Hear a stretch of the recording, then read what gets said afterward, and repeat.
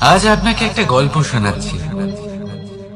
একদিন এক ব্যক্তি নিজের দ্বারে লিখে দিলেন, আজ আমি ভীষণ দুঃখী, আজ আমার সাথে কেউ দেখা করতে আসবেন না। কিছুক্ষণ পরে তার এক বন্ধু এলো, সে সেই লেখা পড়ল, তাও গিয়ে তার সাথে দেখা করল। সে বলল, আমি লেখাপড়া জানি না, কিন্তু আমার বন্ধুর মনের এই বেদনা, এটা আমাকে সবসময় ডাক দেয়। এরাই হলো আসল বন্ধু।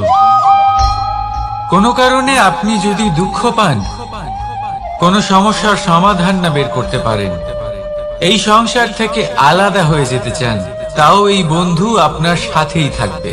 সমস্যার সমাধান না দিতে পারলেও আপনার সম্বল হয়ে অবশ্যই থাকবে। হয়তো আপনার দুঃখ কম করতে পারবে না, কিন্তু আশার আলো অবশ্যই দেখাবে। যখন আপনি সংসারের থেকে আলাদা হয়ে যান, তখনও আপনার সাথে যুক্ত থাকে আপনার এই বন্ধু, আসল বন্ধু। এবারে আমরা মানুষেরা বড়ই বিচিত্র। তারা সব সময় যে কোনো জিনিসের মাহাত্ম্য দুবার বুঝতে পারে। এক, তা পাওয়ার আগে। দুই, তা হারাবার পরে। এবারে ঠিক এরকমই আমাদের বন্ধুরাও হয়। যদি আজ আপনার বন্ধুরা আপনার সাথে থাকে, তাদের প্রতি কৃতজ্ঞ থাকুন, তাদের প্রসন্ন রাখুন, তাদের মাহাত্ম্য বুঝুন। কারণ একবার আপনি এদের হারালে, অনুতাপ করলেও আর এদের ফেরত পাবেন না। তাই ভালোবাসুন, বন্ধুত্ব বজায় রাখুন, আর আমার সাথে প্রসন্ন হয়ে বলুন, রাধা রাধা।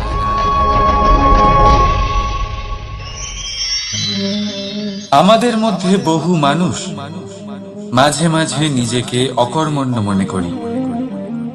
ভেবে নিই যে এত চেষ্টা করার পরেও কিছুই পেলাম না, আর হয়তো পরেও কিছুই পাবো না। আর সেই জন্য নিজের জীবনের সমস্ত বোঝা অন্য কারোর কাঁধে চাপিয়ে দিই, নিজের ওপরে বিশ্বাস হারিয়ে ফেলি। কেন বুঝতে পারেন না এই কথাটা? যে যতক্ষণ না পায়ে কোনো কাঁটা ফুটবে, ব্যক্তি কি করে বুঝতে পারবে যে এরপর থেকে নিচে তাকিয়ে চলতে হবে? সূর্যকে নিজে জ্বলতে হয় যাতে বাকিদের প্রকাশ দিতে পারে সে। রাতের অন্ধকারের সাথে লড়াই করার জন্য চন্দ্রিমাকে আকাশে একা উজ্জ্বল হতে হয়। নদী নিজের যাত্রা কি করে করে, নিজের পথ কি করে নির্মাণ করে? সে পাথরের সাথে লড়াই করে তা বানায়। যদি স্বয়ং আপনি নিজের সাহায্য করতে অক্ষম হন, তাহলে নিশ্চিতভাবে আপনার এই জীবন ব্যর্থ হয়ে যাবে।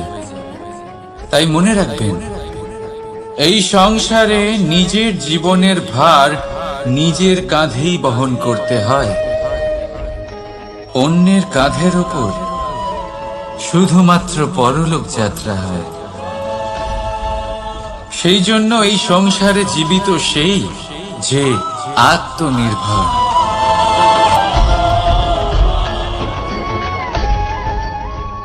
রাধা রাধা। সময়, কথায় বলে সময়ের পূর্বে কিছুই হয় না। প্রতিটা ঘটনার একটা সময় থাকে। সময়ের আগে না সূর্যোদয় হয়, আর না সূর্যাস্ত হয়। সময়ের পূর্বে গাছে না ফুল ফোটে, না ফল ধরে। কিন্তু একটা কথা ভেবে দেখুন, যদি বর্ষা আসার আগে কৃষক ভূমিকে না প্রস্তুত করে, বীজ রোপণ না করে, তাহলে কি ফসল ফলবে? যদি কোনো যোদ্ধা যুদ্ধের পূর্বে নিজের অস্ত্রের ধার না দেয়, তাহলে সে যুদ্ধ কি করে লড়বে? এর মানে এটাই হলো যে সময় আপনার যখন আসার তখন অবশ্যই আসবে, কিন্তু ততক্ষণ এটাও গুরুত্বপূর্ণ যে আপনি নিজেকে তার জন্য তৈরি রাখুন। কারণ এই সুযোগ, এই কথাটা শুনতে যত ছোট, এটা আসেও ততটা কম সময়ের জন্য, তারপর চলেও যায়।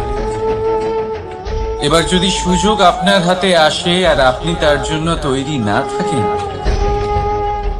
তাহলে আপনি সাফল্য কি করে পাবেন?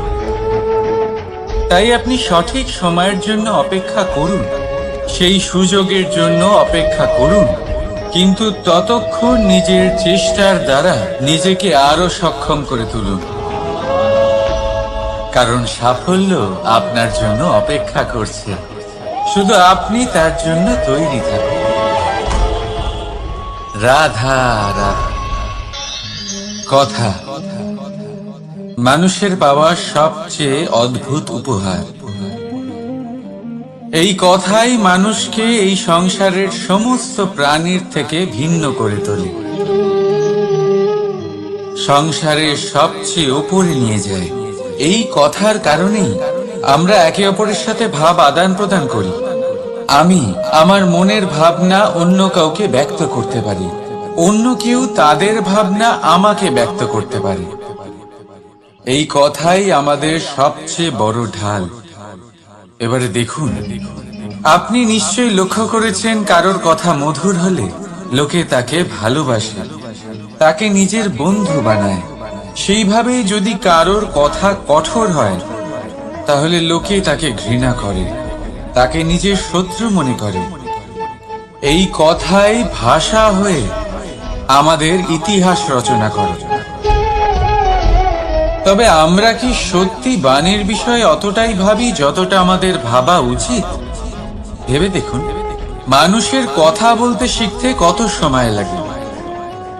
কোনো বালক 1.5 বছর বয়সে কথা বলতে শেখে, কেউ 2 বছরে, কেউ 3।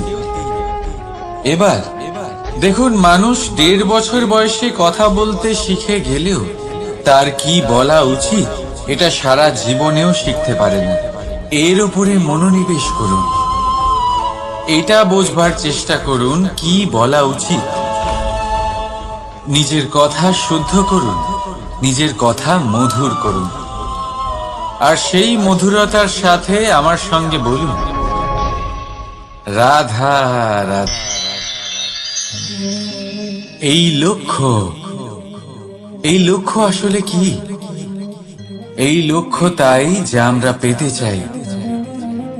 এই সংসারে সুখী কে হয়? সুখী সেই যে তার লক্ষ্য পেয়ে গেছে। দুঃখী কে হয়? দুঃখী সেই যে তার লক্ষ্য এখনো পায়নি। এবারে প্রশ্ন এখন এটাই যে লক্ষ্য সবাই পেতে চায়, লক্ষ্য পাওয়ার জন্য সবাই প্রাণপণ চেষ্টাও করে, তাহলে সবাই তাদের লক্ষ্যে পৌঁছতে পারে না কেন? ঠিক আছে, কোথাও না কোথাও কিছু না কিছু কমতি থেকেই যায়, যাই বাধা থাক। আজকে আমি আপনাকে একটা উপায় বলবো এই লক্ষ্য পাওয়ার জন্য। একটা কাগজ নিন, তাতে একটা চিহ্ন বানান, সেটাই হবে আপনার লক্ষ্য। এবারে সেই লক্ষ্যে পৌঁছানোর একটা পথ বানান। এবারে এই যাত্রাকে ভিন্ন ভিন্ন ভাগে বিভাজন করে দিন। এবারে এটা হলো আপনার পরিকল্পনা। এবার এই পরিকল্পনা ক্রমানুসারে আপনি পালন করতে থাকুন, এইটাই হবে আপনার চেষ্টা। এবার এইভাবে যদি আপনি চেষ্টা করতে থাকেন, যাই আপনার কল্পনা হোক না কেন, তা বাস্তব অবশ্যই হবে। তাহলে এই কল্পনাকে বাস্তবে রূপান্তরিত করুন। এইভাবেই নিজের পরিকল্পনা পালন করতে থাকুন। আপনার যাই কল্পনা থাকুক বা যাই লক্ষ্য থাকুক, তা বাস্তবে পরিণত হয়ে আপনার হাতে অবশ্যই আসবে। রাধা রাধা। বাবার এক মিত্র ছিলেন, বড়ই দুঃখী ছিলেন, বিপদে পড়েছিলেন।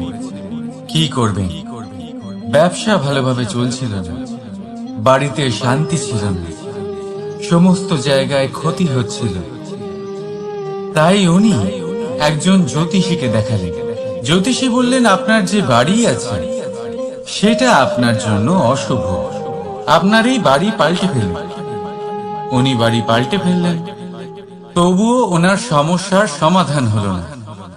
তারপর একজন জ্ঞানী ব্যক্তি ওনাকে বললেন যে আপনার জামা কাপড়ের যে রং সেটা বিপদকে আমন্ত্রণ জানাচ্ছে, এই জামা কাপড়গুলিকে পাল্টে ফেলুন। উনি সেগুলো পাল্টে ফেললেন, তাও সমস্যার সমাধান হলো না। আবার একজন জ্ঞানী ব্যক্তি বললেন যে আপনার আশেপাশে যে মানুষজন রয়েছে তারা এটা চায় না যে আপনি সফল হন, তারা আপনার ক্ষতি চায়, তাদের সাথে সমস্ত সম্পর্ক ভেঙে ফেলুন। তো উনি সম্পর্ক ভেঙে ফেললেন, কিন্তু তাতেও ওনার জীবনে কোনো পরিবর্তন এলো না। তার মানে তিনি বাড়ি পাল্টালেন, জামা কাপড় পাল্টালেন, সম্পর্ক পাল্টালেন, যেটা পাল্টালেন না তা হলো স্বভাব। এই যে স্বভাব, এটা অত্যন্ত গুরুত্বপূর্ণ। এই স্বভাবই আপনার ব্যক্তিত্ব তৈরি করে। তাই নিজের স্বভাব শুধরে ফেলুন, তাতে ভালো পরিবর্তন আনুন, সবকিছু ভালোই হবে। রাধা রাধা। ক্রোধ। লোকে বলে যে এই ক্রোধ পাপেরই মূল, কিন্তু সত্যি কি এই ক্রোধ পাপের মূল? একটু ভেবে দেখুন, এই ক্রোধ বাস্তবে আসলে কি? এই ক্রোধ একটা অনুভূতি যা আপনার মধ্যে হঠাৎই অসীমিত তেজ সঞ্চালন করে। এবারে আমি আপনাকে কিছু উদাহরণ দিচ্ছি যাতে আপনি বুঝতে পারেন যে ক্রোধ আপনার জন্য ভালো কি না। যদি কারোর সাথে অন্যায় হয় আর এটা দেখে আপনার ক্রোধ হয়, আর এই ক্রোধ আপনাকে তার সাহায্য করতে প্রেরণা যোগায়, তাহলে এই ক্রোধ অবশ্যই ভালো। যদি কোথাও আপনি দেখেন যে কোনো নারীর উপরে অত্যাচার হচ্ছে আর সেটা দেখে আপনার ক্রোধ হয়, আর এই ক্রোধ আপনাকে তার সাহায্য করতে সাহস যোগায়, তাহলে এই ক্রোধ অবশ্যই ভালো। যদি এই সংসারে কোথাও আপনি কোনো অনৈতিক কাজ বা ছলনা দেখেন আর আপনার তাতে ক্রোধ না হয়, কিছুই অনুভব করেন না, তাহলে এটা কাপুরুষতা। তার মানে এটাই যে আপনি আপনার মনুষ্যত্ব হারিয়ে ফেলেছেন। তাই এটা বোঝার চেষ্টা করুন, আপনার ক্রোধের তেজের ব্যবহারের উপরে নির্ভরশীল হলো এই ক্রোধ আপনার জন্য পাপের সমান, নাকি এই ক্রোধ আপনার জন্য পুণ্যের স্থাপক। রাধা রাধা। মোহ। শাস্ত্রে লেখা আছে যে মোহ শুধু সেই ব্যক্তিকেই নয়, বরং সেই আরেক ব্যক্তিকেও বিনাশ করে দেয় যার ওপরে সেই মোহ আছে। এবারে লোকে কি করেন, এই শাস্ত্রে লেখা কথাগুলি শুধু শাব্দিক অর্থে নেন। এই মোহ দেখুন, এটা শুভ হতে পারে, শুধু এর রূপ ভিন্ন ভিন্ন হয়, এটা ভালো করে বুঝতে হবে। এবারে মোহ যদি কোনো বস্তুর উপরে থাকে তাহলে তা লালসা হয়ে যায়। মোহ কোনো বিশেষ ব্যক্তির উপরে হয়ে গেলে তা প্রেম নয়, আকর্ষণ হয়ে যায়। মোহ কোনো চাহিদার উপরে হয়ে গেলে তা বাসনা হয়ে যায়। মোহ বিজয়ের উপরে হয়ে গেলে তা কুণ্ঠা হয়ে যায়। মোহ নিজের সংস্কৃতির উপরে হলে আপনাকে সংস্কৃতির রক্ষক বানায়। যদি এই মোহ নিজের গুণের উপরে হয় তাহলে সেই শিল্প দ্বারা আপনি এই সংসারে অদ্ভুত সব কাজ করতে পারবেন। এবারে এটা আপনার উপরে নির্ভরশীল যে এই মোহকে আপনি সৃজনের আধার বানাতে চাইবেন, নাকি বিনাশের অস্ত্র বানাতে চাইবেন? ভেবে দেখুন, সিদ্ধান্ত আপনার। রাধা রাধা। অভিমান, আত্মসম্মান, অহংকার, দেখতে গেলে এই তিনটি শব্দ ভিন্ন ভিন্ন, কিন্তু এর মূল আধার একই, আত্মসম্মান। এবার যদি কথা বলি আপনার শরীরে, আপনার সংস্কৃতি, আপনার সম্পর্কে, তাহলে অভিমান থাকা স্বাভাবিক। এবার যদি কথা বলি আপনার ব্যক্তিত্ব নিয়ে, আপনার আদর্শ নিয়ে, আপনার বিচারধারা নিয়ে, তাহলে আত্মসম্মান হলো একটা গুণ। যদি এইভাবে বলা হয় যে আমি এই কার্য কারোর সাহায্য ছাড়া, সহযোগিতা ছাড়াও করতে পারি, তাহলে এটা আত্মসম্মান, আর এটা সঠিক। যদি এভাবে বলা হয় যে আমি এই কার্য কারোর সাহায্য ছাড়াই বা কারোর সহযোগিতা ছাড়াই করে ফেলেছি, তাহলে এটা অভিমান, এটাও সঠিক। কিন্তু এই কার্য শুধুমাত্র আমিই করতে পারি আর কেউ নয়, এটা অহংকার। তাহলে এই শব্দ এবং তার অর্থ বোঝার চেষ্টা করুন। জীবন ধারণের এক নতুন পথ খুঁজে পাবে। রাধা রাধা। সংসারে প্রত্যেক ব্যক্তি কোনো না কোনো রূপে ঈশ্বরকে মানে। কেউ মূর্তি রূপে, তো কেউ তত্ত্ব রূপে, কেউ ভাবনা রূপে, আবার কেউ স্বভাব রূপে। কেউ নিজের মধ্যে পরমাত্মা খোঁজে, আবার কেউ অন্যের মধ্যে। কারোর কাছে জ্ঞানই পরমাত্মা। সংসারে প্রত্যেক মানুষই কোনো না কোনো রূপে তার ঈশ্বরকে পেয়েই যান। কিন্তু একটা কথা বলবো, ঈশ্বর প্রথমেই নিজের একটা স্বরূপ পৃথিবীতে আপনার কাছে পাঠিয়ে দিয়েছেন। সেই স্বরূপ হলো আপনার মাতা, আপনার মা। সেই মা যিনি আপনাকে জন্ম দিয়েছেন, আপনাকে বাঁচতে শিখিয়েছেন, আপনাকে সংস্কার দিয়েছেন। যদি আপনি কখনো কোনো অনুচিত পথে অগ্রসর হয়েছেন, তখন তিরস্কার করে আপনাকে সঠিক পথে এনেছেন। যদি আপনি এই সংসারে অসফল হয়েছেন, তখন তার আঁচলের উষ্ণতা দিয়ে আপনাকে আশ্বাস জুগিয়েছেন। সেই সমস্ত কাজ করেন এই মা, যা ঈশ্বরও করেন। সেই জন্য মনে রাখবেন যে এই সংসারে আপনার সবচেয়ে প্রথম ঈশ্বর যদি কেউ থাকে, তাহলে তা আপনার মা। প্রত্যেক প্রতিমাতে ঈশ্বর নাই থাকতে পারে, কিন্তু প্রত্যেক মায়ের মধ্যে ঈশ্বর অবশ্যই থাকে। রাধা রাধা। আপনি নিশ্চয়ই দেখে থাকবেন যে প্রদীপের নিচে অন্ধকার থাকে। যে প্রদীপ সংসারকে আলোকিত করে, সেই প্রদীপের নিচেই অন্ধকার। এবারে অনেক মানুষ আছে যারা এই বিষয়টা এইভাবে দেখে যে ব্যক্তি নিজের সমস্যার সমাধান করতে পারে না, আর গোটা সংসারকে উপদেশ দেয়। কিন্তু এইটা দেখার আরো একটা দৃষ্টিভঙ্গি আছে, আর সেটা হচ্ছে যে স্বয়ং জ্বলে সংসারকে আলোকিত শুধু সেই করতে পারে যা রাধার বড়ই শীতল হয়।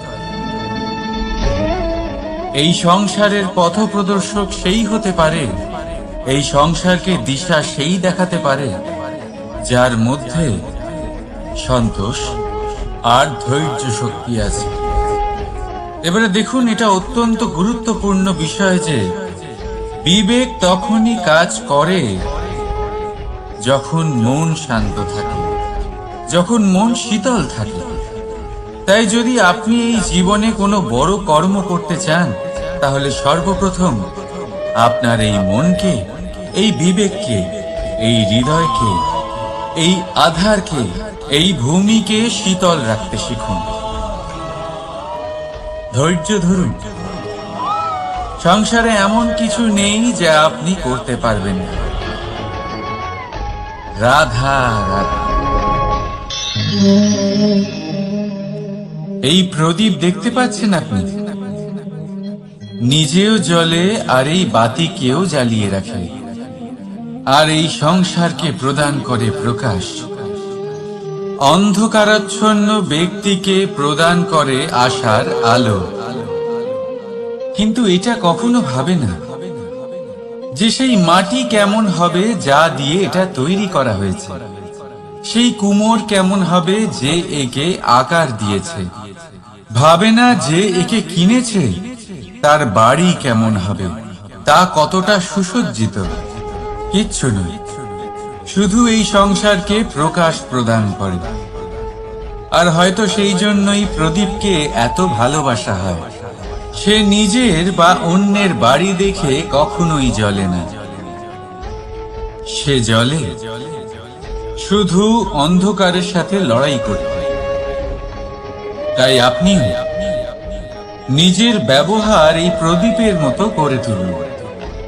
নিজের পরিচয় সরিয়ে নিঃস্বার্থভাবে কর্ম করে যান, আর নিজের জন্য এক নতুন, এক বিশাল, এক অদ্ভুত পরিচয় তৈরি করুন। রাধা রাধা। এই সংসারে প্রত্যেক ব্যক্তি বড় কিছু করতে চায়, এমন কিছু যা এই সংসারে কেউ আগে কখনো করেনি। এমন জায়গায় পৌঁছতে চায় যেখানে এর আগে কেউ কখনো পৌঁছতে পারেনি। আর কেউ এতে সফলতা অর্জন করে, কিন্তু কিছু মানুষ অসফল হয় কেন? এটাই আমার প্রশ্ন। না তো তাদের ইচ্ছেতে কোনো কমতি থাকে, না কমতি থাকে তাদের চেষ্টায়। তাহলে কেন এরা পিছিয়ে পড়ে? এর উত্তর বড়ই সরল। এই সংসার। আপনাদের বলি কিভাবে। আপনারা সকলে সংসারে মহান কাজ করতে চান, সেই মান, সেই সম্মান পেতে চান যা এর আগে কেউ কখনো পায়নি।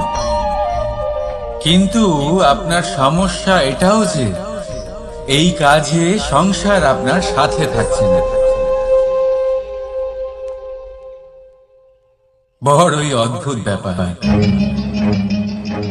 দেখুন, ভুলে যান গোটা সংসারকে, জীবনে একা একা এগিয়ে চলুন।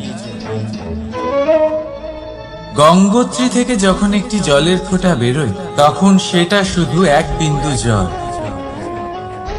তারপরে যখন সে তার যাত্রা শুরু করে অন্য জলের ফোঁটার সাথে মিশে, তখন সে স্রোতে পরিণত হয়, গঙ্গাতে পরিণত হয়। যদি আপনি জীবনে এগোতে চান তাহলে একলা এগোতে শিখুন, নির্ভীক হয়ে, সাহসের সাথে, ধনাত্মক চিন্তা নিয়ে জীবনে এগিয়ে চলুন, একা এগিয়ে চলুন। আর দেখবেন সেই মান, সেই সম্মান আপনার জন্যই অপেক্ষা করে আছে। রাধা রাধা। কর্ম। মানুষ সর্বদা কর্ম করতে থাকে, আর এই কর্মের জন্যই সে মান, সম্মান, ধন, প্রতিষ্ঠা লাভ করে। এবার মানুষ সবসময় চেষ্টা করে যাতে সে ভালো কর্ম করে যায়। তাহলে আপনাকে বলি, শুধু ভালো কর্ম করাই আবশ্যক নয়, তার থেকে বেশি জরুরি হলো এই খারাপ কর্মকে বোঝা আর তার থেকে দূরে থাকা। কারণ যখনই আপনি কোনো সঠিক কাজ করেন বা ভালো কাজ করেন, কেউ তা মনে রাখে না। কিন্তু এই সংসারে বিষয়টা হলো এরকম, আপনি একটা খারাপ কর্ম করুন আর সেটা সবার মনে থাকে। এই খারাপ কর্ম কাজলের এক কৌটোর মতো হয়, আপনি যতই চেষ্টা করুন বাঁচিয়ে ব্যবহার করার, কিন্তু এই কালিমা কোথাও না কোথাও অবশ্যই লেগে থাকে। সেই জন্য জীবনে ভালো কর্ম অবশ্যই করুন, কিন্তু তার থেকেও বেশি জরুরি হলো এই খারাপ কর্মের থেকে দূরত্ব বজায় রাখা। আর এটা অবশ্যই করবে। রাধা রাধা। সংসারে সমস্ত জায়গায় এই ব্যবসা চলতে থাকে। কিছু পাওয়ার জন্য কিছু দিতে হয়, লাভের জন্য কিছু বিনিয়োগ করতে হয়। যদি কারোর অনুভূতি জানতে হয়, তাহলে নিজের অনুভূতিকে ব্যয় করতেই হবে। এবার দেখুন না, কারোর আসল চেহারা যদি জানতে হয়, তাকে স্বাধীনতা দিয়ে দেখুন। যদি কারোর মনের শুদ্ধতা জানতে হয়, তাহলে তাকে ঋণ দিন। যদি কারোর গুণ জানতে হয়, তাহলে তার সাথে একসঙ্গে বসে ভোজন করুন। যদি কারোর ধৈর্যের পরীক্ষা নিতে হয়, তাহলে তাকে তার প্রিয় কাজ করতে বারণ করে দেখুন। যদি কারোর ভালো দিক জানতে হয়, তাহলে তার থেকে পরামর্শ নিয়ে দেখুন। এক অনুভূতির বদলে অন্য এক অনুভূতি বিনিময় করতে হয়। কিন্তু এই সংসারে একটাই এমন অনুভূতি আছে, যেটা দেখার জন্য, যেটা পাওয়ার জন্য আপনাকেও ঠিক সেই অনুভূতিটাই দিতে হবে। আর সেটা হলো প্রেম। যদি কারোর ভালোবাসা দেখতে হয়, তাহলে তাকে নিঃস্বার্থ ভালোবাসা দিন। যদি কারোর থেকে ভালোবাসা পেতে চান, তাহলে তাকে নিঃস্বার্থ পরিশুদ্ধ ভালোবাসা দিন। রাধা রাধা। কথায় আছে, সময়ের পূর্বে আর ভাগ্যের বেশি কেউ কিছুই পায় না। এবার এর মানে কি এটাই যে আপনি শুধুমাত্র সময়ের অপেক্ষা করবেন, সবকিছু নিজের ভাগ্যের উপর আর কপালের উপরে ছেড়ে দেবেন, নিজে কিছুই করবেন না? যদি আপনি এরকম করেন, তাহলে আপনি একটা বস্তু অবশ্যই পাবেন: নিরাশা, অসফলতা। এবারে আপনি বলবেন, যদি সবকিছুই ভাগ্য আর সময়ের উপরে নির্ভরশীল হয়, তাহলে আমরা কি বা করতে পারি? করতে পারেন চেষ্টা, পরিশ্রম। এই চেষ্টাই আপনার জীবনে সেই সময়কে আপনার কাছে টেনে নিয়ে আসে, সেই সময় যার অপেক্ষা আপনি করছেন। আর এই ভাগ্য তার সামনেই নত হয়, যে সর্বদা পরিশ্রম করতে থাকে। রাধা রাধা। এই পদ্ম ফুল দেখতে পাচ্ছেন? এর অভ্যেস হলো জলস্তরের ওপরে ভাসা। সেই জন্য জলাশয়ের জলস্তর যখন বৃদ্ধি পায়, এই যে ফুলের কাণ্ড দেখছেন, সেটাও বাড়তে থাকে, যাতে এই ফুল জলস্তরের উপরে থাকে। কিন্তু যখন সেই জলাশয়ে জলস্তর নামতে থাকে, সেই কাণ্ড নিজেকে ছোট করতে পারে না, আর এই ফুল নিজের ভারে নিজেই ভেঙে পড়ে। এবার এটা আমাদের সাথেও হয়। সময়ের সাথে আমরা জীবনে যত সাফল্য পাই, আমাদের জীবনের স্তর বাড়তে থাকে।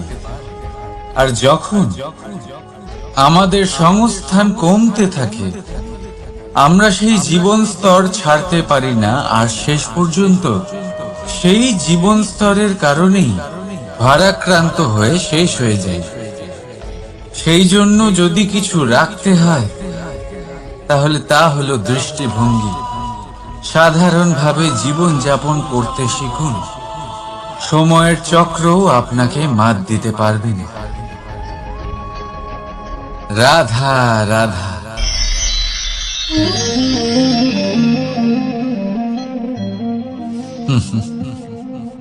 সময়, এই সময় না কোনো ব্যক্তি, না জীব, না বস্তু, তাও সময় জীবিত থাকে।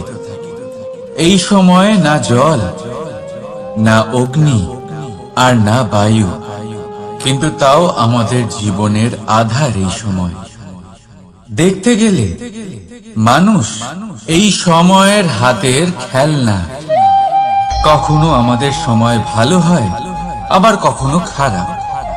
কেউ সময় আসার প্রতীক্ষা করে, আবার কেউ সময় যাওয়ার প্রতীক্ষা করে, কিন্তু এই সময় কারোর হাতে ধরা দেয় না। এই সময় যা কেউ দেখতে পায় না, এটা সবাইকে সবকিছু দেখিয়ে যায়।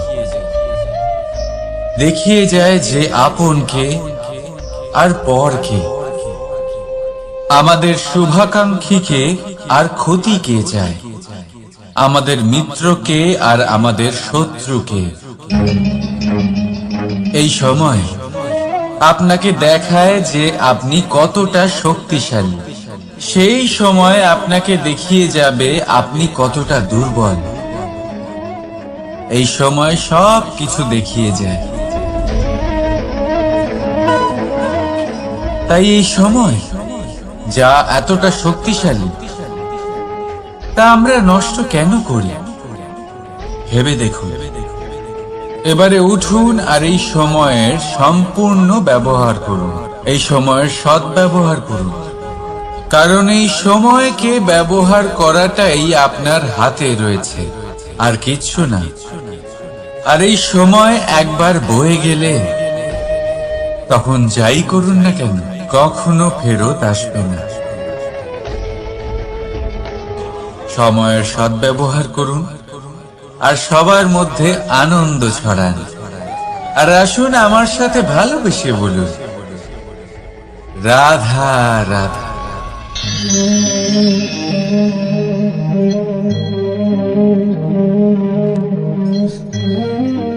এই জল দেখতে পাচ্ছেন আপনি?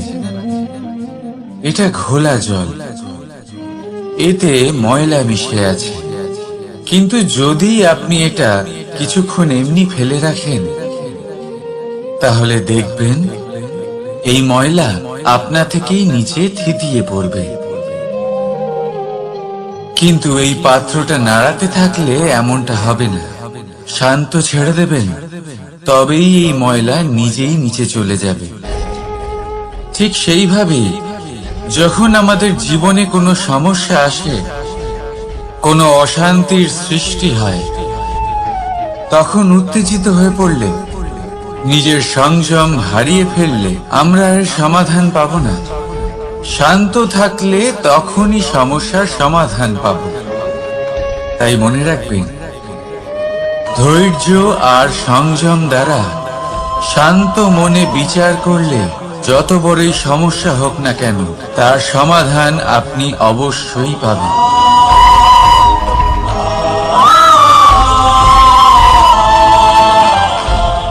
কারণ অশান্তির সমাধান শুধুমাত্র শান্তি। রাধা রাধা।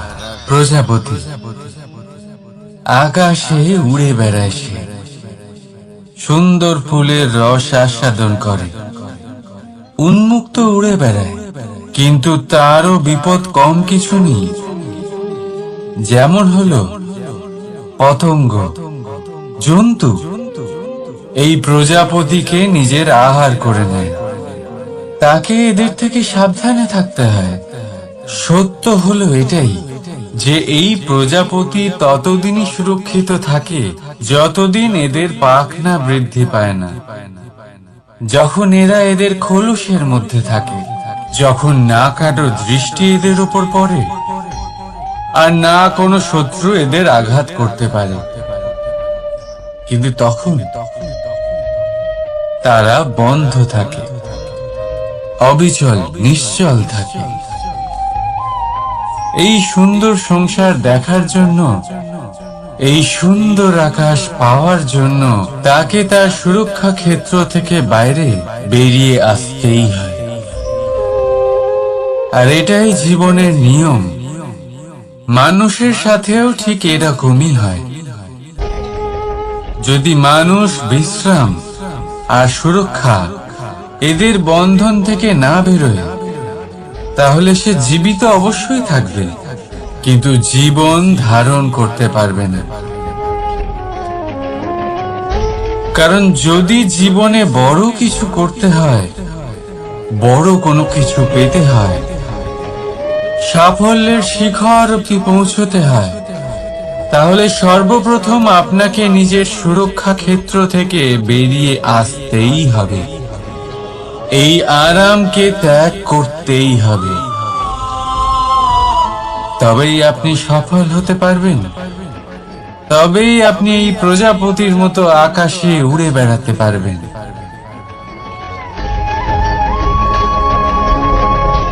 রাধা রাধা। কখনো ভেবে দেখেছেন আমরা জিহ্বার সাথে সাথে কান কেন পেয়েছি? এবার আপনি বলবেন, এ তো সহজ কথা, যাতে আমরা কথা বলার সাথে সাথে শুনতেও শিখি। এবারের আরো একটা গুরুত্ব আছে। আগে আমাকে বলুন, নিজের প্রশংসা শুনতে কার না ভালো লাগে? সবারই ভালো লাগে। এটাই হলো মূল কথা। যদি এই কান দিয়ে আপনি নিজের প্রশংসা শুনতে চান, তাহলে সর্বপ্রথম এই জিহ্বা দিয়ে অন্যের প্রশংসা করতে শিখুন। এবার প্রশংসার বিষয়ে একটা অত্যন্ত গুরুত্বপূর্ণ কথা আপনাদের বলুন। কখনো যদি কারোর প্রশংসা আপনি করেন, তাহলে সবার আগে সেই ব্যক্তির উৎসাহ বেড়ে যায়। আর তারপর নিজে যদি ভেবে দেখেন, তাহলে নিজের মনেও সন্তুষ্টি আর প্রশান্তি চলে আসে। আর একবার যদি এই মন প্রশান্তিতে ভরে যায়, তারপরে কেউ প্রশংসা করুক বা না করুক, কিচ্ছু যায় আসে না। সেই জন্য সবসময় অন্যের সম্মান করবেন, স্নেহ করবেন, প্রশংসা করবেন, সুখ ভাগ করে নেবেন।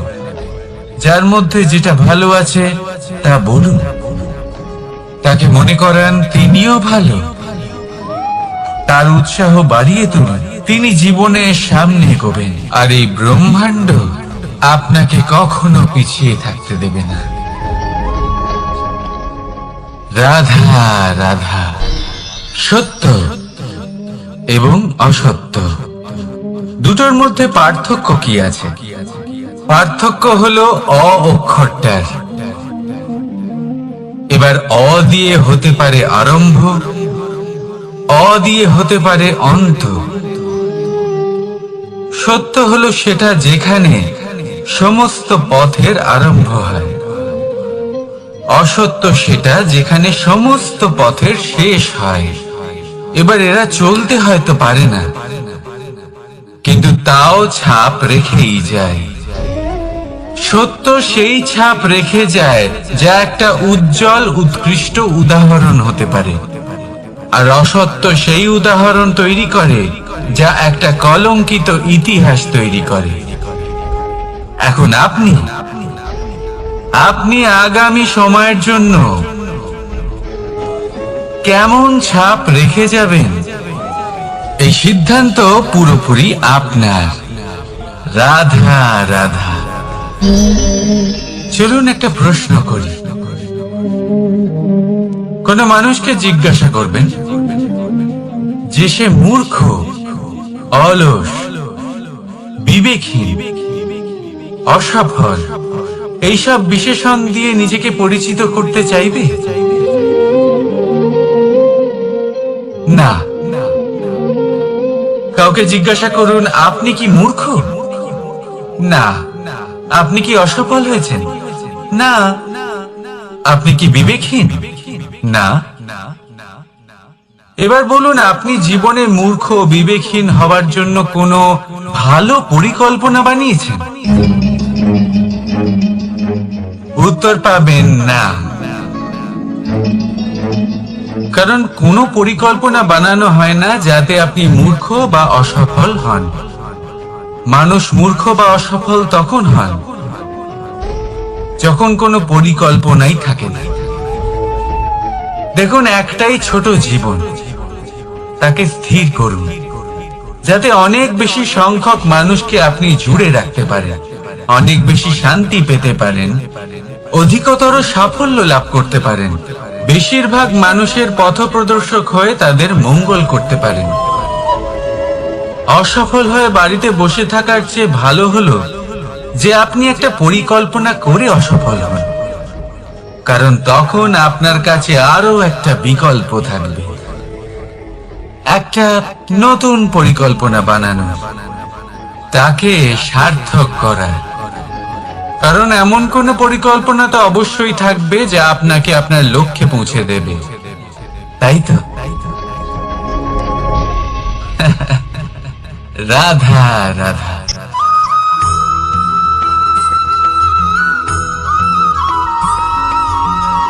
কেউ বলে জীবন খুব ক্ষণস্থায়ী, কেউ বলে জীবন হলো একটা সুন্দর স্বপ্নের মতো, আবার কেউ বলবে জীবন হলো এক কঠোর সত্য।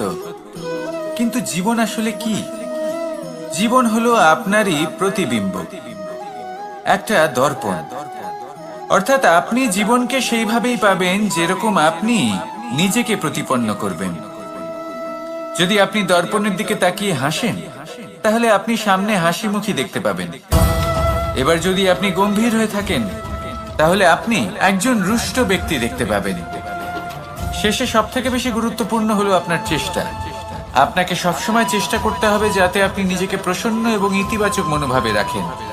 এটা হলো আপনারই উত্তরদায়িত্ব, তাকে পালন করুন। এই মনকে প্রসন্ন রাখুন, এই সংসারকে সুন্দর বলে মনে হবে। আর এই মন প্রসন্ন হয়ে বলবে, রাধা রাধা।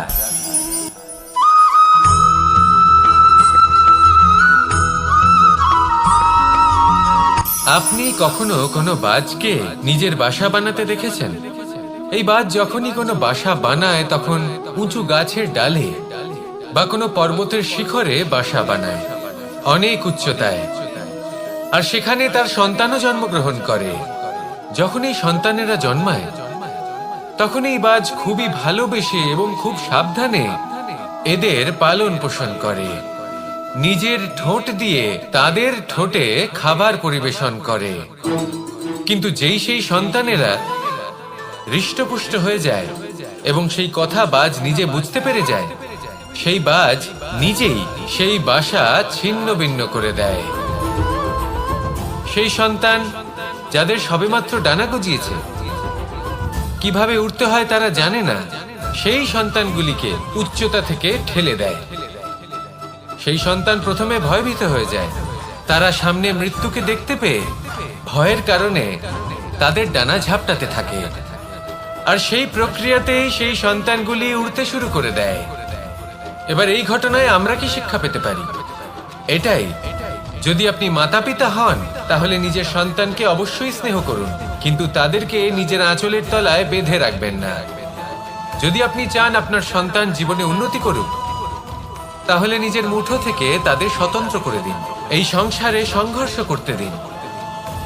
সেই সন্তান নিজেই বুঝতে পারবে যে জন্মের সময় পাওয়া ডানা কি করে ব্যবহার করতে হয়। আর আপনার চোখের সামনে আপনার সন্তান এই আকাশে উড়তে থাকবে। তাহলে আসুন আমার সাথে ভালোবেসে বলুন, রাধা রাধা।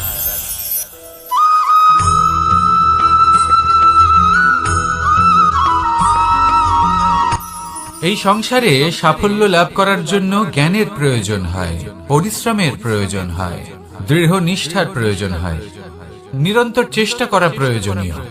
কিন্তু আরো কিছু আছে যা অত্যন্ত প্রয়োজনীয় এবং গুরুত্বপূর্ণ। তা হলো ভালো বন্ধু, তাদের থাকা অত্যন্ত প্রয়োজনীয়। যদি ভালো বন্ধু থাকে তাহলে সময় এলে তারা ঢাল হয়ে আপনাকে সুরক্ষা করবেন। সময় এলে অস্ত্রের মতো শত্রুকে সংহারও করবেন। যদি তিনি জ্ঞানী হন, তাদের মধ্যে সদ্গুণ থাকে, তাহলে এই সব গুণ আপনার মধ্যেও প্রবেশ করবে। তাহলে সাফল্যের জন্য ভালো বন্ধু পাওয়া অত্যন্ত প্রয়োজনীয়। কিন্তু শুধু বন্ধু কেন, ভালো শত্রুও থাকা প্রয়োজনীয়। এবার আপনি ভাববেন, আমি কি বললাম? যদি আপনার জীবনেও ভালো অর্থাৎ শক্তিশালী শত্রু থাকে, তাহলে আপনিও শক্তিশালী হতে থাকবেন। এই শত্রু আপনাকে প্রেরিত করবে আরো বেশি শক্তিশালী হয়ে ওঠার। কখনো কোনো হরিণকে দেখুন, তীব্র গতিতে দৌড়তে থাকে। কেন তীব্র গতিতে দৌড়য়? এই কারণে নয় যে কোথাও তার জন্য মধুর ঘাস অপেক্ষা করে রয়েছে, না। সে এই কারণে তীব্র গতিতে দৌড়য় কারণ সেটা না করলে তার পেছনে একটি সিংহ আছে যে ওকে নিজের ভোজন করে ফেলবে। তাই জীবনে বিপদ, সংকট, এই সবকিছুও হলো অত্যন্ত গুরুত্বপূর্ণ। তার সম্মুখীন হতে শিখুন আর আমার সাথে ভালোবেসে বলুন, রাধা রাধা।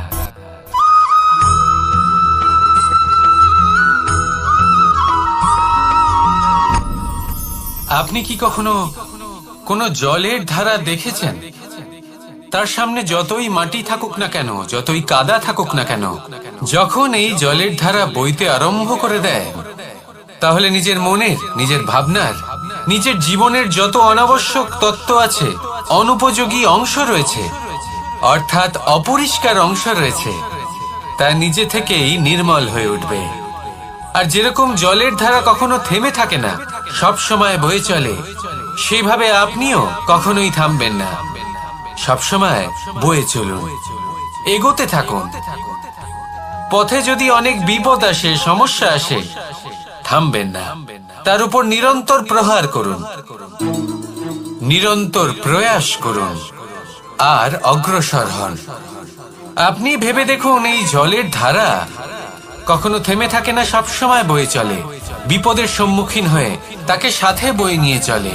সেই জন্য জলের ধারা, প্রবাহমান এই ধারা, এর থেকে কখনো দুর্গন্ধ আসে না, এতে কখনো ময়লা জমতে পারে না, বরং পালিত হয় সুন্দর প্রাণবন্ত জীবজন্তু, যেমন সুন্দর ছোট মাছ। তাই আপনিও এটাই করুন, কখনো থামবেন না, শুধু চলতে থাকুন, জলের ধারার মতো বইতে থাকুন। আপনি আপনার লক্ষ্য অবশ্যই খুঁজে পাবেন, আর তার সাথে নিজের অন্তরের যে মালিন্য রয়েছে তা আপনি নিজেই নিজের থেকে দূরে করে দেবেন। তাহলে আসুন আর আমার সাথে ভালোবেসে বলুন, রাধা রাধা।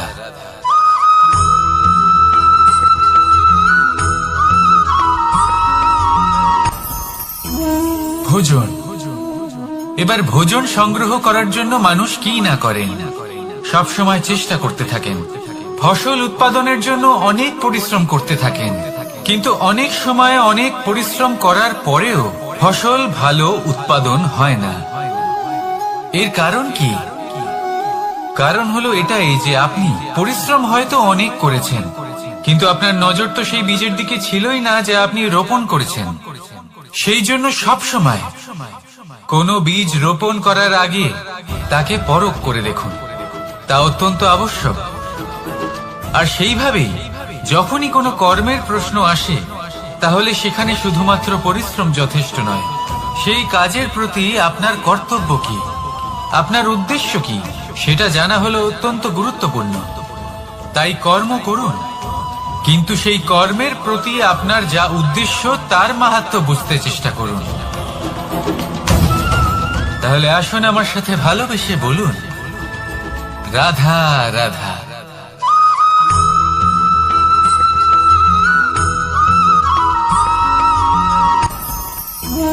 ভোজন। এবার ভোজন সংগ্রহ করার জন্য মানুষ কি না করেন, সব সময় চেষ্টা করতে থাকেন। ফসল উৎপাদনের জন্য অনেক পরিশ্রম করতে থাকেন, কিন্তু অনেক সময় অনেক পরিশ্রম করার পরেও ফসল ভালো উৎপাদন হয় না। এর কারণ কি? কারণ হলো এটাই যে আপনি পরিশ্রম হয়তো অনেক করেছেন, কিন্তু আপনার নজর তো সেই বীজের দিকে ছিলই না যা আপনি রোপণ করেছেন। সেই জন্য সব সময় কোনো বীজ রোপণ করার আগে তাকে পরখ করে দেখুন, তা অত্যন্ত আবশ্যক। আর সেইভাবেই যখনই কোনো কর্মের প্রশ্ন আসে, তাহলে সেখানে শুধুমাত্র পরিশ্রম যথেষ্ট নয়, সেই কাজের প্রতি আপনার কর্তব্য কি, আপনার উদ্দেশ্য কি, সেটা জানা হলো অত্যন্ত গুরুত্বপূর্ণ। তাই কর্ম করুন, কিন্তু সেই কর্মের প্রতি আপনার যা উদ্দেশ্য তার মাহাত্ম্য বুঝতে চেষ্টা করুন। তাহলে আসুন আমার সাথে ভালোবেসে বলুন, রাধা রাধা।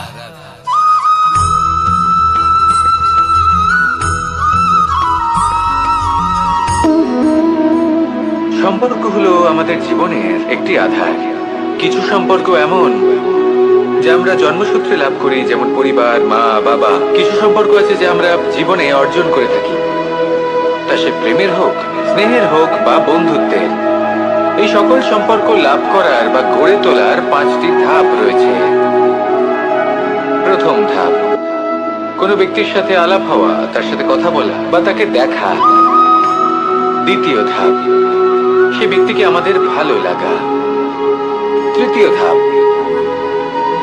আমাদের এটা চাইতে শুরু করা যে জীবনে এই ব্যক্তি যেন আমাদের বন্ধু হন, আমাদের জীবনে থাকেন, বা আমাদের কাউকে ভালোবেসে ফেলা। আর এটা আমাদের ভাবা বা চাওয়া যে সেই ব্যক্তি যেন আজীবন আমার সাথে থাকেন, আমার জীবনে আমার সাথী হয়ে। চতুর্থ ধাপ, লাভ করা। এবার এই ধাপটি অনেক মানুষের পক্ষেই খুবই সরল হয়, বড়ই সরলভাবে নিজেদের সঙ্গীকে লাভ করে থাকে। কিছু মানুষের জন্য এই ধাপ অত্যন্ত কঠিন হয়ে থাকে। অনেক প্রতিকূল পরিস্থিতির উপর জয়লাভ করে তারা সঙ্গীকে লাভ করেন, কিন্তু লাভ অবশ্যই করেন। এরপরে আসে পঞ্চম, অন্তিম এবং সব থেকে গুরুত্বপূর্ণ ধাপ। সেটা হলো সেই সম্পর্ক পালন করা। এটা হলো এমন এক বিষয় যা প্রত্যেক মানুষের শেখা উচিত।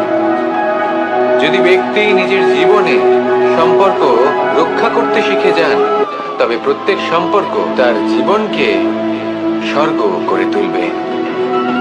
আসুন আর আমার সাথে ভালোবেসে বলুন, রাধা রাধা।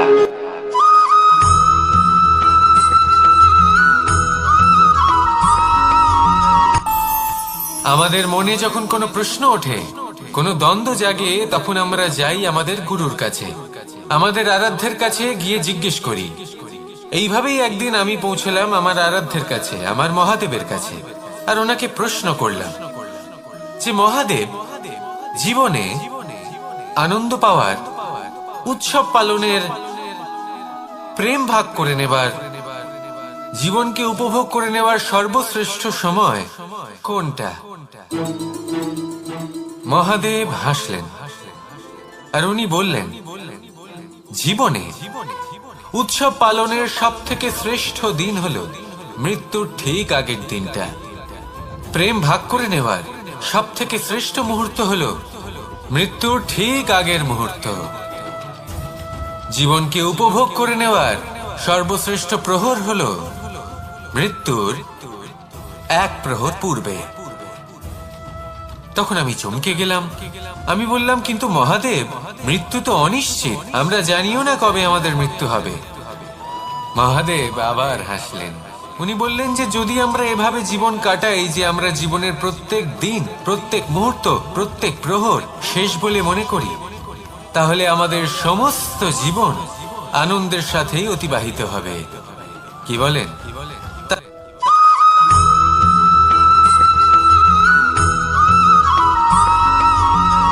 এই সংসারে কোনো বস্তু হোক বা ব্যক্তি হোক, তার একার গুরুত্ব কিন্তু খুব বেশি নয়।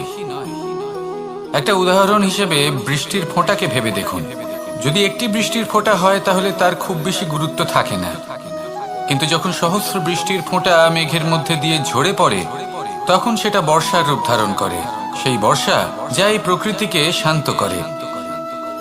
সেইভাবেই পাথরের ছোট টুকরো, তার খুব বেশি গুরুত্ব থাকে না, কিন্তু যখন অসংখ্য পাথরের টুকরো একত্রিত হয় তখন তা পর্বতের আকার ধারণ করে।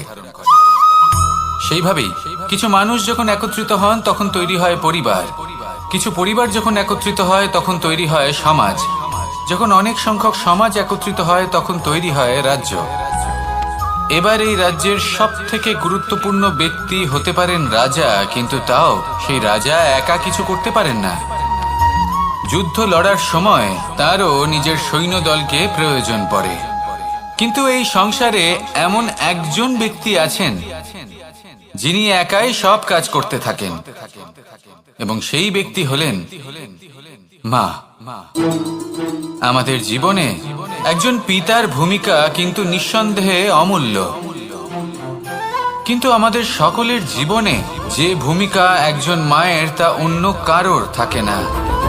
একজন মা একাই সন্তানকে বড় করতে পারেন, সংস্কারী করে তুলতে পারেন, তার জন্য পরিশ্রম করেন।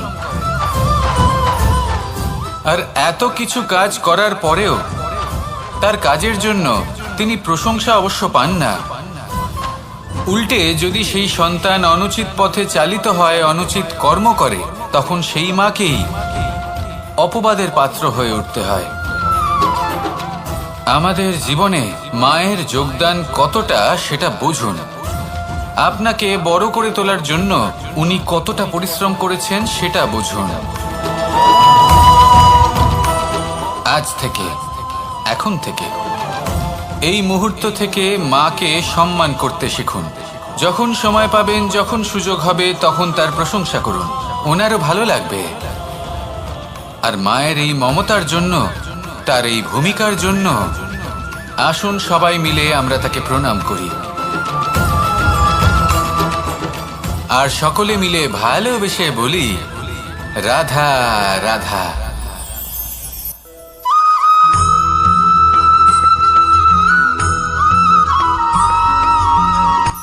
এই সংসারে সাফল্য লাভ করার জন্য জ্ঞানের প্রয়োজন হয়, পরিশ্রমের প্রয়োজন হয়, দৃঢ় নিষ্ঠার প্রয়োজন হয়, নিরন্তর চেষ্টা করা প্রয়োজনীয়।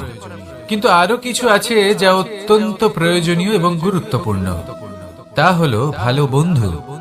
তাদের থাকা অত্যন্ত প্রয়োজনীয়। যদি ভালো বন্ধু থাকে তাহলে সময় এলে তারা ঢাল হয়ে আপনাকে সুরক্ষা করবেন।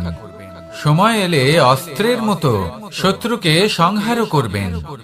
যদি তিনি জ্ঞানী হন, তাদের মধ্যে সদ্গুণ থাকে, তাহলে এই সব গুণ আপনার মধ্যেও প্রবেশ করবে। তাহলে সাফল্যের জন্য ভালো বন্ধু পাওয়া অত্যন্ত প্রয়োজনীয়। কিন্তু শুধু বন্ধু কেন, ভালো শত্রুও থাকা প্রয়োজনীয়। এবার আপনি ভাববেন, এ আমি কি বললাম? যদি আপনার জীবনেও ভালো অর্থাৎ শক্তিশালী শত্রু থাকে, তাহলে আপনিও শক্তিশালী হতে থাকবেন। এই শত্রু আপনাকে প্রেরিত করবে আরো বেশি শক্তিশালী হয়ে ওঠার। কখনো কোনো হরিণকে দেখুন, তীব্র গতিতে দৌড়তে থাকে। কেন তীব্র গতিতে দৌড়য়? এই কারণে নয় যে কোথাও তার জন্য মধুর ঘাস অপেক্ষা করে রয়েছে, না। সে এই কারণে তীব্র গতিতে দৌড়য় কারণ সেটা না করলে তার পেছনে একটি সিংহ আছে যে ওকে নিজের ভোজন করে ফেলবে। তাই জীবনে বিপদ, সংকট, এই সবকিছুও হলো অত্যন্ত গুরুত্বপূর্ণ। তার সম্মুখীন হতে শিখুন, আর আমার সাথে ভালোবেসে বলুন রাধা রাধা।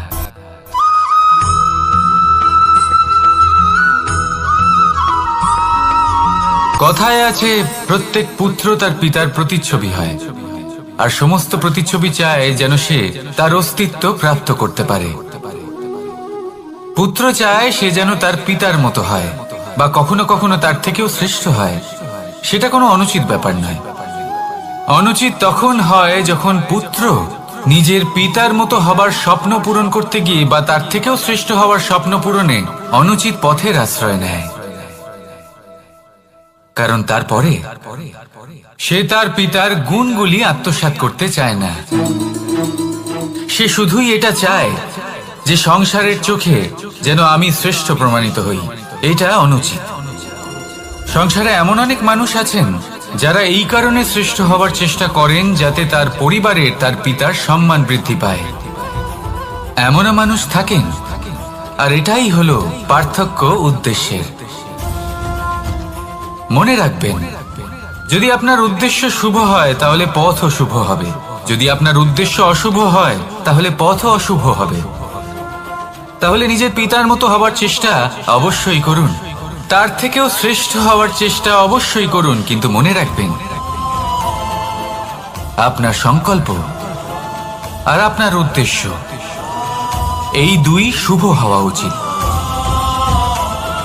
তাহলে আসুন আর আমার সাথে ভালোবেসে বলুন, রাধা রাধা।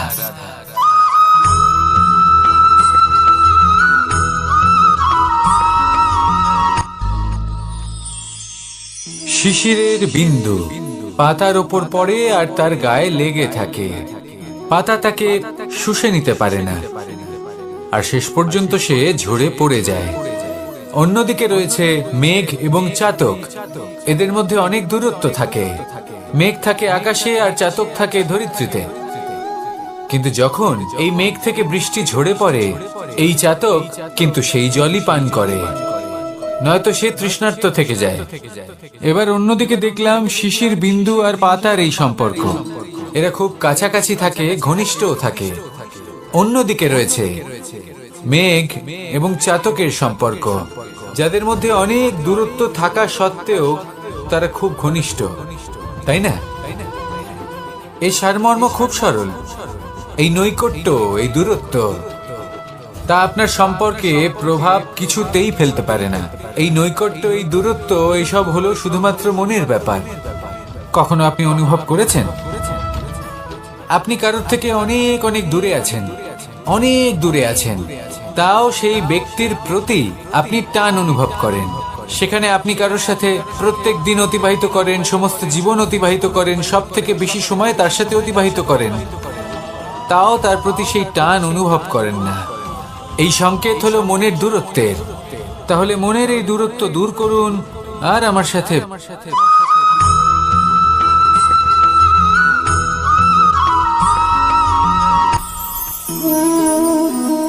শক্তি এক অত্যন্ত বিচিত্র বস্তু, বা বলতে পারেন অনুভূতি।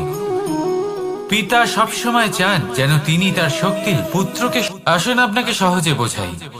যদি আপনি সুপাত্র হন আর আপনাকে শক্তি দেওয়া হয়, তাহলে আপনি সেই শক্তির গুরুত্ব বুঝবেন, কোথায় সেই শক্তি প্রয়োগ করা উচিত সেটা বুঝবেন। আর এটা যেহেতু অর্জন করা শক্তি হবে, সেই শক্তির অপব্যবহার হবে না। কিন্তু যদি এই আপনি কুপাত্র হন আর যদি আপনাকে এই শক্তি দেওয়া হয়, তাহলে কি হবে? দেখতে গেলে এই শক্তি আপনি দান হিসেবে পেয়েছেন, তাই না? আপনি এই শক্তির গুরুত্ব বুঝবেন আর না এর প্রয়োগ আপনি জানবেন।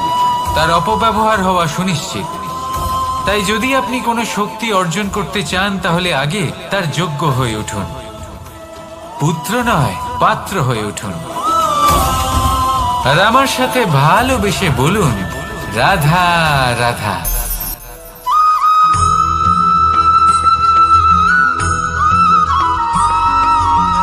ভালো, শুধু ওনাদের কঠোর ব্যবহার দেখলে আমরা একটু ভয় পেয়ে যাই।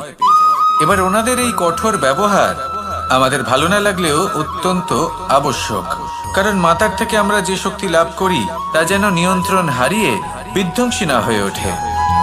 আমরা যেন কোনো কুপথে না চলে যাই, আমরা কখনো যেন দোষ না করে ফেলি। শুধু সেই জন্য পিতা এবং গুরু একটু কঠোর হয়ে ওঠেন, এবং ওনাদের এই কঠোর আচরণ ভবিষ্যতে গিয়ে আমরা অবশ্যই বুঝতে পারি। জীবনে কিছু বছর আমরা এগিয়ে যাই আর তারপর আমরা বুঝতে পারি যে বাবা এবং গুরু আমাদের যথেষ্ট ভালোবাসতেন, কিন্তু ওনাদের ভালোবাসার বহিঃপ্রকাশ আলাদা। প্রয়োজনীয় হলো এটা দেখার, এটা বোঝার যে শুরু থেকে আমাদের প্রতি ওনাদের আচরণ কেমন ছিল। ওনাদের কঠোর হওয়ার পেছনে ওনাদের ভালোবাসাটা বোঝার চেষ্টা করুন, ওনাদের চিন্তাটা বোঝার চেষ্টা করুন, ওনাদের পথপ্রদর্শনের আড়ালে আপনার ভবিষ্যতের জন্য যে পরিকল্পনা ওনারা করেছেন সেটা বোঝার চেষ্টা করুন। তখন আপনারা বুঝতে পারবেন ওনাদের ভালোবাসাকে। আপনার মনের মধ্যে আপনা থেকেই ওনাদের প্রতি সম্মান জেগে উঠবে। নিজের পিতা এবং নিজের গুরু এই দুজনের প্রতি কৃতজ্ঞতা প্রকাশ করুন আর আমার সাথে ভালোবেসে বলুন, রাধা রাধা।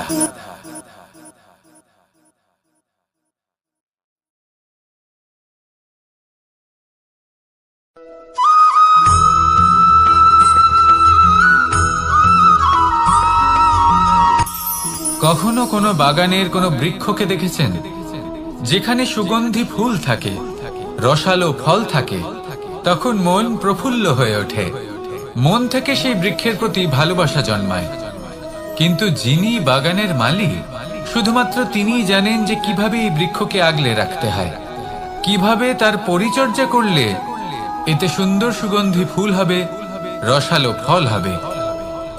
কখনো কখনো প্রয়োজনের থেকে বেশি রোদ পেলে এই বৃক্ষগুলি শুকিয়ে যায়, প্রয়োজনের থেকে কম রোদ পেলেও এই বৃক্ষ কিন্তু শুকিয়ে যায়। প্রয়োজনের থেকে কম জল যদি পায়, এই বৃক্ষ শুকিয়ে যেতে পারে। প্রয়োজনের থেকে অতিরিক্ত জল যদি পায়, তখনও এই বৃক্ষের শিকড়গুলি নষ্ট হয়ে যেতে পারে। এবার এটাই কিন্তু আমাদের সংসারের সাথেও হয়।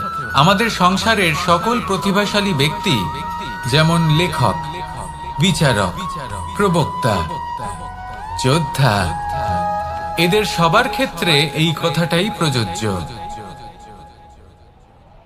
যদি বেশি প্রশংসা করা হয়, তাহলেও এরা হারিয়ে যাবেন। প্রয়োজনের থেকে বেশি যদি নিন্দা করা হয়, তখনও তারা নত হয়ে পড়বেন।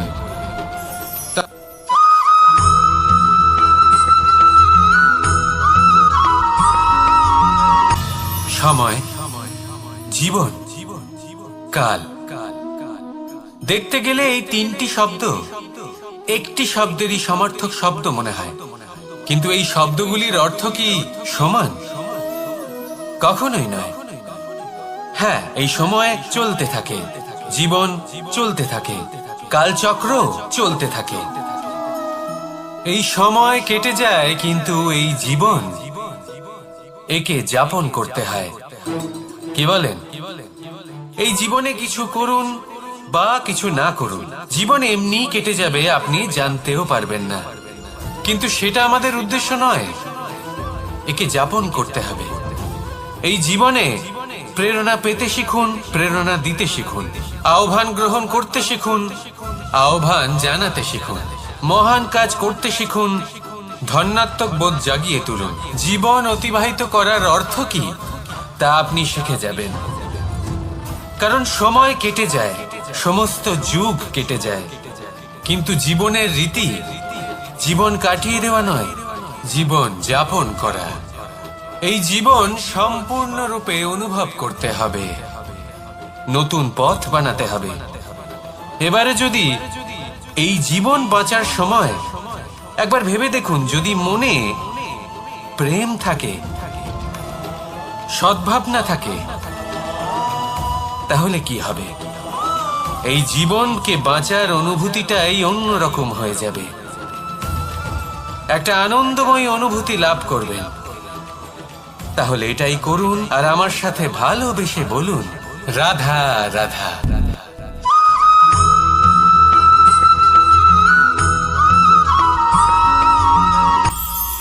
এটা হলো ধান গাছ। এর থেকে যে চাল উৎপন্ন হয় তা মানুষ গ্রহণ করেন। আর এটা কি? এ হলো জংলি ঘাস। একবার ভেবে দেখুন, যদি এই জংলি ঘাস ধান গাছের আশেপাশে থাকে, তাহলে কি হবে? ধান উৎপন্ন হতে পারবে? তা উৎকৃষ্ট হতে পারবে? আমরা কি তা গ্রহণ করতে পারবো? কখনোই নয়। এই জংলি ঘাস ধানকে নষ্ট করে দেবে, কিন্তু নিজে জীবিত থাকবে। এটাই হলো আজকের শিক্ষা। এই সংসারে যদি আপনি নীতির পথে চলতে চান, উচিত কর্ম করতে চান, সংসারকে সেবা করতে চান, তাহলে জংলি ঘাসের মতো ব্যক্তিদের থেকে সবসময় দূরে থাকতে হবে। সেই ব্যক্তি যারা দুর্নীতি এবং মিথ্যা দ্বারা পরিপূর্ণ, যাদের ব্যবহার অশুভ, যাদের অনেক অশুভ গুণ রয়েছে, তারা সঠিক নয়। সেই সকল ব্যক্তি যাদের চরিত্র অত্যন্ত দুষ্ট হয়, তারা হয় শুভ চরিত্রের ব্যক্তিকে একদম নষ্ট করে দেয়, নয় নিজের মতো বানিয়ে তোলে। তাই যদি আপনি নীতির পথে চলতে চান, এই সংসারের জন্য শুভ কর্ম করতে চান, তাহলে সেই সঙ্গ লাভ করুন যে সঙ্গ জ্ঞানে পরিপূর্ণ, যাদের মধ্যে অনেক গুণ আছে, যাদের থেকে প্রতিদিন কিছু শিখতে পারবেন। এমন ব্যক্তির সাথে জীবন অতিবাহিত করুন, দুরাচারীদের থেকে দূরে থাকুন। তবেই এই মন প্রসন্ন হয়ে বলবে, রাধা রাধা।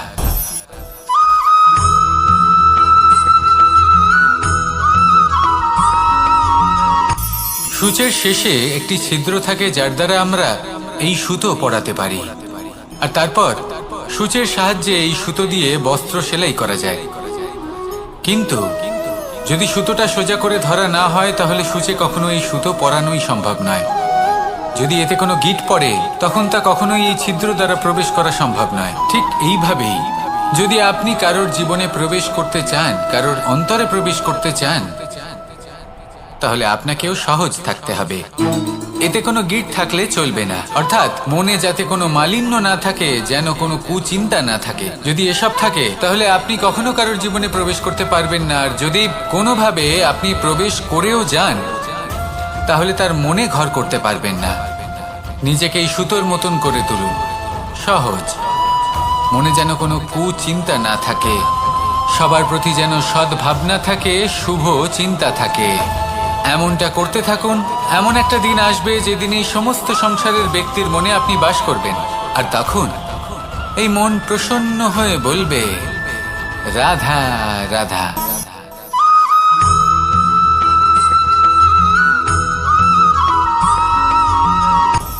আপনি কখনো পর্বতের শিখরে উঠেছেন? আপনি দেখতে পাবেন পর্বতের পদতলে প্রচুর সুন্দর ফুল রয়েছে, সবুজ বনানী রয়েছে। যত আপনি ওপরে উঠতে থাকবেন তত ফুল কমতে থাকবে, সবুজ বনানী কমতে থাকবে। আরো কিছুটা ওপরে উঠলে কাঁটা জাতীয় গাছ দেখতে পাবেন, শুকনো গাছ দেখতে পাবেন। আরো যদি ওপরে ওঠেন তাহলে পাষাণ দেখতে পাবেন। আরো ওপরে উঠলে হিমখণ্ড দেখতে পাবেন। এই যে পর্বত, তা মনুষ্য জীবনের সব থেকে উত্তম উদাহরণ। মানুষ যখন সাফল্যের শিখরে পৌঁছতে চান, মহানুভবতার শিখরে পৌঁছতে চান, পথে যত আস্তে আস্তে উপরে উঠতে থাকেন ততই ভৌতিক বস্তু তার থেকে বিচ্ছিন্ন হতে থাকে। যদি তিনি সেই ভৌতিক বস্তুগুলি ত্যাগ না করতে পারেন তাহলে কখনোই সেই স্থানে পৌঁছতে পারবেন না। আর মানুষ যদি উচিত ত্যাগ করতে পারেন, পথে অগ্রসর হতে থাকেন, এগোতে থাকেন, তাহলে একদিন না একদিন তিনি মহানুভবতার, জ্ঞানের, সাফল্যের হিমের স্বাদ অবশ্যই লাভ করবেন। মনে রাখবেন, মানব জীবনে ত্যাগ হলো অত্যন্ত গুরুত্বপূর্ণ অংশ। আসুন আমার সাথে ভালোবেসে বলুন, রাধা রাধা।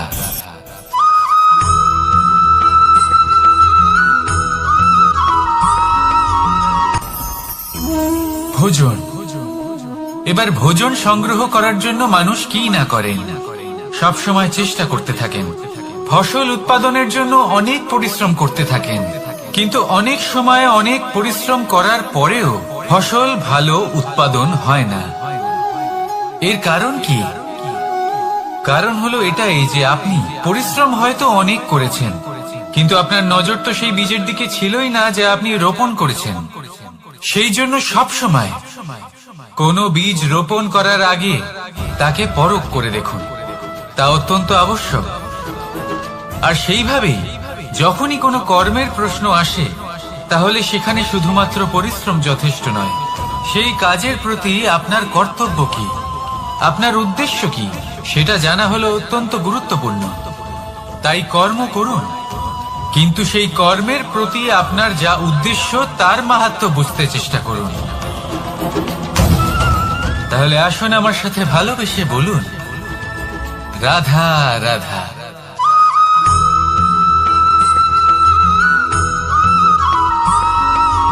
বসন্ত ঋতু, এই সময় মন আনন্দে ভরে থাকে। এমন মনে হয় যেন আমরা আকাশে বিচরণ করতে চলে যাই, কিন্তু সেটা তো সম্ভব নয়।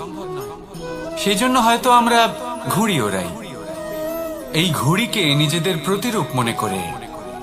এবার অনেক মানুষ আছেন যারা ঘুড়ি ওড়ান, কিন্তু এই কর্মের সারমর্ম কি সেটা কজন বুঝতে পারেন?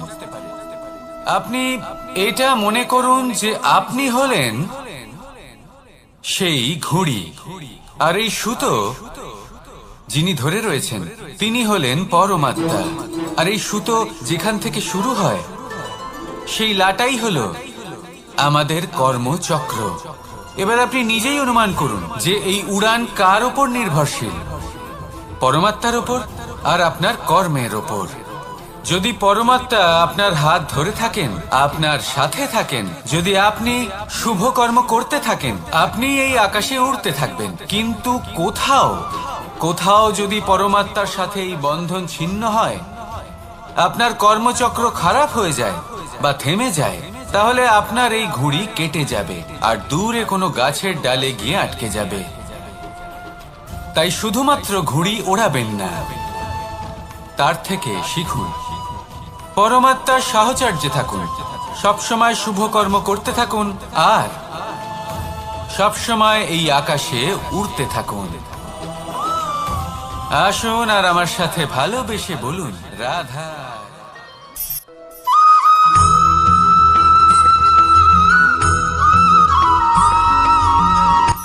এই সংসারে সাফল্য লাভ করার জন্য জ্ঞানের প্রয়োজন হয়, পরিশ্রমের প্রয়োজন হয়, দৃঢ় নিষ্ঠার প্রয়োজন হয়, নিরন্তর চেষ্টা করা প্রয়োজনীয়। কিন্তু আরো কিছু আছে যা অত্যন্ত প্রয়োজনীয় এবং গুরুত্বপূর্ণ। তা হলো ভালো বন্ধু। তাদের থাকা অত্যন্ত প্রয়োজনীয়। যদি ভালো বন্ধু থাকে তাহলে সময় এলে তারা ঢাল হয়ে আপনাকে সুরক্ষা করবেন। সময় এলে অস্ত্রের মতো শত্রুকে সংহারও করবেন। যদি তিনি জ্ঞানী হন, তাদের মধ্যে সদ্গুণ থাকে, তাহলে এই সব গুণ আপনার মধ্যেও প্রবেশ করবে। তাহলে সাফল্যের জন্য ভালো বন্ধু পাওয়া অত্যন্ত প্রয়োজনীয়। কিন্তু শুধু বন্ধু কেন, ভালো শত্রুও থাকা প্রয়োজনীয়। এবার আপনি ভাববেন, আমি কি বললাম? যদি আপনার জীবনেও ভালো অর্থাৎ শক্তিশালী শত্রু থাকে, তাহলে আপনিও শক্তিশালী হতে থাকবেন। এই শত্রু আপনাকে প্রেরিত করবে আরো বেশি শক্তিশালী হয়ে ওঠার। কখনো কোনো হরিণকে দেখুন, তীব্র গতিতে দৌড়তে থাকে। কেন তীব্র গতিতে দৌড়য়? এই কারণে নয় যে কোথাও তার জন্য মধুর ঘাস অপেক্ষা করে রয়েছে, না। সে এই কারণে তীব্র গতিতে দৌড়য় কারণ সেটা না করলে তার পেছনে একটি সিংহ আছে যে ওকে নিজের ভোজন করে ফেলবে। তাই জীবনে বিপদ, সংকট, এই সবকিছুও হলো অত্যন্ত গুরুত্বপূর্ণ। তার সম্মুখীন হতে শিখুন আর আমার সাথে ভালোবেসে বলুন, রাধা রাধা।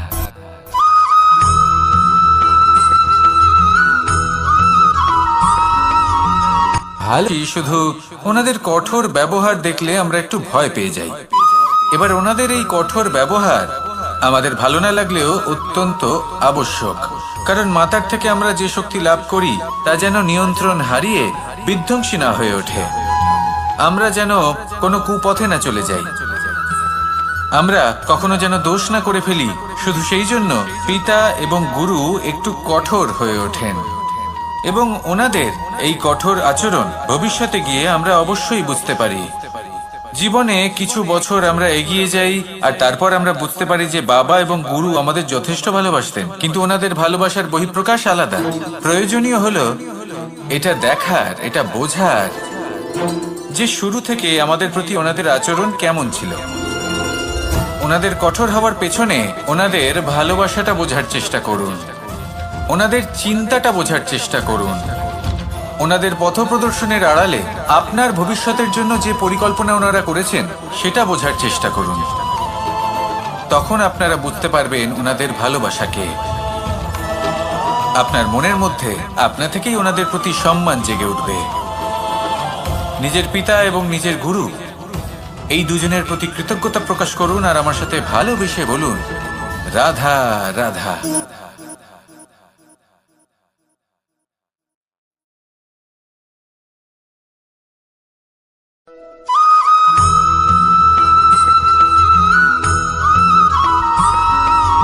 কথায় আছে, প্রত্যেক পুত্র তার পিতার প্রতিচ্ছবি হয়, আর সমস্ত প্রতিচ্ছবি চায় যেন সে তার অস্তিত্ব প্রাপ্ত করতে পারে। পুত্র চায় সে যেন তার পিতার মতো হয় বা কখনো কখনো তার থেকেও শ্রেষ্ঠ হয়। সেটা কোনো অনুচিত ব্যাপার নয়। অনুচিত তখন হয় যখন পুত্র নিজের পিতার মতো হবার স্বপ্ন পূরণ করতে গিয়ে বা তার থেকেও শ্রেষ্ঠ হওয়ার স্বপ্ন পূরণে অনুচিত পথের আশ্রয় নেয়। কারণ তারপরে সে তার পিতার গুণগুলি আত্মসাৎ করতে চায় না। সে শুধুই এটা চায় যে সংসারের চোখে যেন আমি শ্রেষ্ঠ প্রমাণিত হই। এটা অনুচিত। সংসারে এমন অনেক মানুষ আছেন যারা এই কারণে শ্রেষ্ঠ হওয়ার চেষ্টা করেন যাতে তার পরিবারের, তার পিতার সম্মান বৃদ্ধি পায়। এমনও মানুষ থাকেন, আর এটাই হলো পার্থক্য উদ্দেশ্যের। মনে রাখবেন, যদি আপনার উদ্দেশ্য শুভ হয় তাহলে পথও শুভ হবে, যদি আপনার উদ্দেশ্য অশুভ হয় তাহলে পথও অশুভ হবে। তাহলে নিজের পিতার মতো হবার চেষ্টা অবশ্যই করুন, তার থেকেও শ্রেষ্ঠ হওয়ার চেষ্টা অবশ্যই করুন, কিন্তু মনে রাখবেন আপনার সংকল্প আর আপনার উদ্দেশ্য এই দুই শুভ হওয়া উচিত। তাহলে আসুন আর আমার সাথে ভালোবেসে বলুন, রাধা রাধা।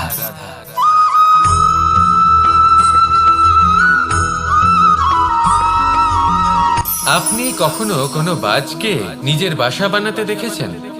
এই বাজ যখনই কোনো বাসা বানায় তখন উঁচু গাছের ডালে বা কোনো পর্বতের শিখরে বাসা বানায়, অনেক উচ্চতায়।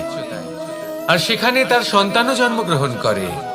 যখন এই সন্তানেরা জন্মায় তখন এই বাজ খুবই ভালোবেসে এবং খুব সাবধানে এদের পালন পোষণ করে, নিজের ঠোঁট দিয়ে তাদের ঠোঁটে খাবার পরিবেশন করে।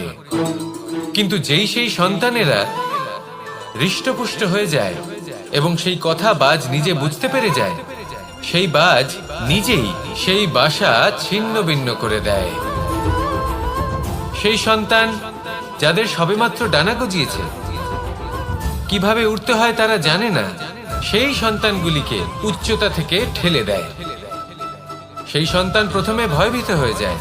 তারা সামনে মৃত্যুকে দেখতে পেয়ে ভয়ের কারণে তাদের ডানা ঝাপটাতে থাকে, আর সেই প্রক্রিয়াতেই সেই সন্তানগুলি উড়তে শুরু করে দেয়। এবার এই ঘটনায় আমরা কি শিক্ষা পেতে পারি? এটাই, যদি আপনি মাতা পিতা হন তাহলে নিজের সন্তানকে অবশ্যই স্নেহ করুন, কিন্তু তাদেরকে নিজের আঁচলের তলায় বেঁধে রাখবেন না।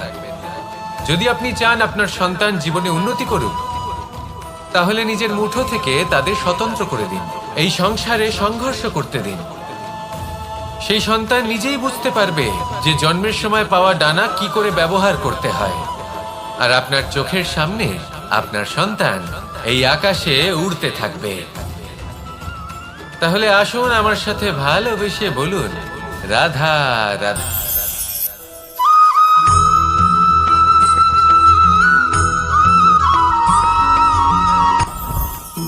জীবনে কিছু শেখা অত্যন্ত গুরুত্বপূর্ণ। এবার কি কি শিখতে হবে সেই সব শেখানোর জন্য অনেক শিক্ষক রয়েছেন, কিন্তু কি শিখবেন না আর কি করবেন না এটা আমাদের নিজের অভিজ্ঞতা দিয়ে শিখতে হয়। কিন্তু তার মানে এটা নয় যে যদি আপনাকে শিখতে হয় যে আগুনের তাপ কতটা, আপনাকে আগুনের মধ্যে হাত দিতে হবে। না, অন্য কারোর অভিজ্ঞতা দ্বারাও শিখতে পারেন। প্রশ্ন শুধুমাত্র একটাই যে আপনি কি শিখতে চান নাকি চান না।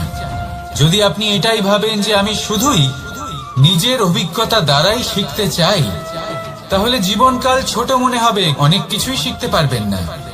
তাই নিজের সাথে সাথে বড়দের অভিজ্ঞতার দ্বারাও শেখা শুরু করে দিন, এই সংসারের অভিজ্ঞতা দ্বারা শিখতে শুরু করে দিন। আর এটা নিশ্চিত রূপে শেখা আবশ্যক যে কখন কি করবেন না, কোথায় থামতে হবে আর কোথায় থামবেন না। তাহলে আসুন আর আমার সাথে ভালোবেসে বলুন, রাধা রাধা।